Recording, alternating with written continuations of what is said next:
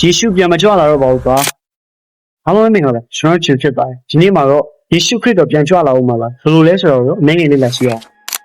ကိုကယုံကြည်သူတယောက်ဖြစ်ပြီးခရစ်တော်ပြန်ကြွလာပါဦးမလားခစ်ဆက်ဆက်လေးမျှော်လင့်ခဲ့ကြတာပဲလေဒါရချမ်းမှာတော့ငါဒီနေမြန်လာမယ်ပြောပြီးဖြစ်လည်းပြန်မကြွလာသေးဘူးဆိုတဲ့ကြွေးတွေကိုဘူးမောင်ရှင်မတဲ့ခုရင်ချန်ခိုင်း24ကိုခုနှစ်ကနေ14တိကျမယ်ဆိုရင်ဒီတစ်မျိုးနဲ့တစ်မျိုးတစ်နိုင်ငံနဲ့တစ်နိုင်ငံရန်ဘက်ပြီးချင်းမုန်းကြည့်ခြင်းရဲကြတို့နဲ့အစာထောင်းပါခြင်းကာလနာများပြားခြင်းယဉ်ကျေးလုပ်ခြင်းတွေရှိမယ်ရင်းစေခြင်းတွေထောက်ပြန်ခြင်းတွေမေတ္တာခေါင်းပါခြင်းတွေဖြစ်လာမယ်မိစ္ဆာပရောဖက်တွေပေါ်ထွက်လာပြီးလူတွေကိုလေပြားမယ်ဆိုတဲ့အရာတွေကကကဘာကုံတဲ့ကာလနောက်ဆုံးသောကာလဒါမှမဟုတ်ခရစ်တော်ပြန်ကြွလာခြင်းလို့ခေါ်တဲ့အချိန်မှာဖြစ်မယ်လို့ဖော်ပြထားတယ်ဒီအရာတွေကကျွန်တော်တို့အခုမြင်နေရတဲ့ကဘာကြီးပေါ်မှာဖြစ်ပေါ်နေတဲ့အတွက်ကြောင့်မျိုးဒီချမ်းချက်ကပြည့်စုံနေပြီဖြစ်တယ်။ဒါပေမဲ့ဒီຢာတွေကဒုက္ခဆင်းရဲအစအဦးပဲဖြစ်တယ်။အဆုံးသက်လုံးဝမဟုတ်ဘူး။ဒီလိုရှုပ်ထွေးမှုတွေဒုက္ခတွေအများကြီးကြုံဆုံရတဲ့ကြားထဲမှာအသက်ရှင်နေမြကာလပတ်လုံး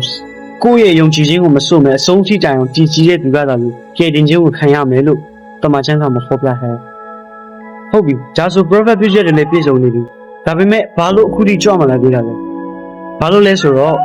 အငယ်14ကိုကြည့်လို့ဆိုရင်လူမျိုးပေါင်းတို့အားတက်တည်ဖြစ်နေကြောင်းနိုင်ငံတော်နှင့်ရှင်သောဧဝံဂေလိတရားကိုလောကီနိုင်ငံအရေးရရှိသမျှတို့၌ဟောရလိမ့်မည်။တို့ပြီးမှအဆုံးထိဖြစ်လက်တံလို့ပြောထားတယ်။ဘုရားသခင်ရဲ့နှုတ်ကပတ်တော်ယေရှုခရစ်တော်ရဲ့အကြောင်းဧဝံဂေလိတရားကိုမကြားသိသေးတဲ့လူတွေနေရာတွေအများကြီးရှိနေသေးတယ်။ကိုယ်အနီးနားမှာရှိနေတဲ့သူတွေတောင်မှယေရှုခရစ်တော်ကိုမသိသေးတဲ့သူတွေရှိသေးတယ်။မှတ်တမ်းတွေအရဆိုရင်လူဦးရေတန်းပေါင်း3400ကျော်လောက်က